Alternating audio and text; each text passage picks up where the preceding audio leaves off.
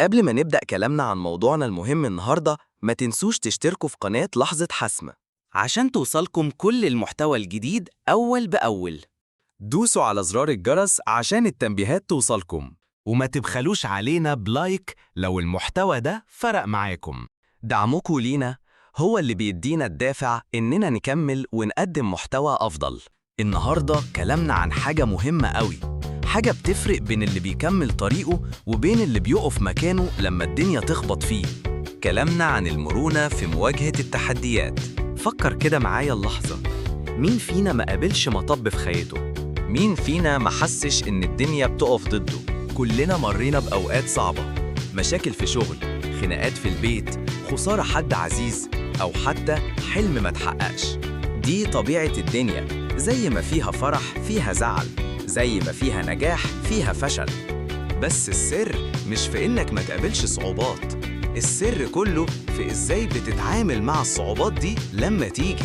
هل بتستسلم وتقول خلاص الدنيا كده ومش هعرف أعمل حاجة، ولا بتنفض التراب من عليك، تتعلم من اللي حصل وتقوم تاني أقوى من الأول؟ هنا بالظبط بتظهر أهمية المرونة.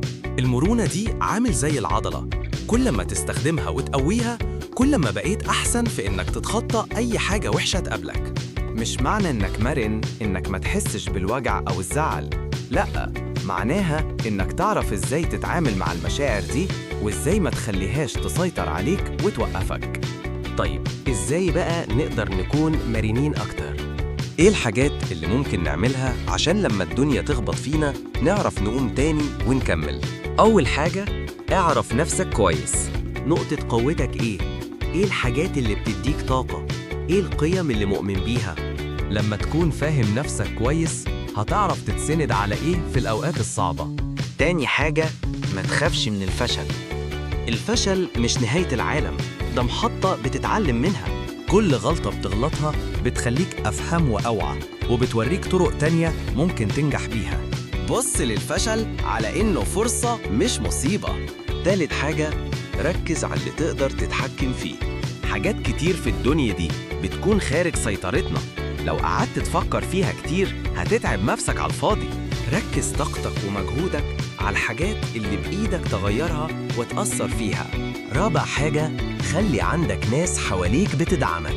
الأصحاب، العيلة، أي حد بتحبه وبيخاف عليك، دول بيكونوا سند قوي في الأوقات الصعبة. إيد ممدودة بتطلب المساعدة، وإيد تانية بتمتد عشان تساعد.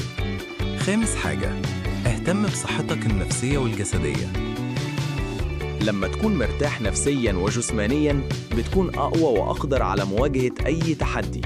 نام كويس، كل أكل صحي، اعمل رياضة، وخصص وقت الحاجات بتريح بالك. سادس حاجة، بص للمشكلة على إنها مؤقتة. مهما كانت الصعوبة اللي بتمر بيها دلوقتي، افتكر إنها مش هتدوم للأبد. خلي عندك أمل وإيمان إن بكرة هيكون أحسن.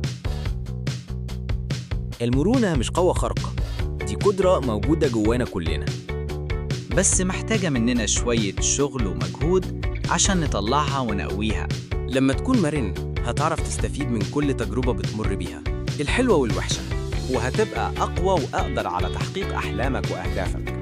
افتكر دايماً، لما الدنيا تخبط فيك قوم تاني، اتعلم وكمل طريقك. انت أقوى بكتير مما تتخيل. استنونا في محتوى جديد قريب، ويا ريت تشاركونا ايه أكتر حاجة بتساعدكم تبقوا مرنين في حياتكم لما بتقابلكم صعوبات. كل قصة نجاح وراها تحديات كتير ومرونة أكبر. المرونة هي البوصلة اللي بتوجهك في أصعب الأوقات. خليك زي النيل، مهما اعترض طريقه بيلاقي طريقه ويكمل جريانه. ما تخليش أي صعوبة توقف حلمك، خلي المرونة هي سلاحك. الحياة رحلة مش سهلة، بس بالمرونة هتقدر توصل لآخرها وإنت فخور بنفسك. نتمنى تكون المعلومات دي أدتكم دفعة وقوة عشان تواجهوا أي تحدي بمرونة وثبات. وافتكروا دايماً، لما الدنيا تخبط فيك قوم تاني أقوى. كل حاجة بتعدي، وكل تحدي بيعدي بيسيب وراه قوة جديدة جواك.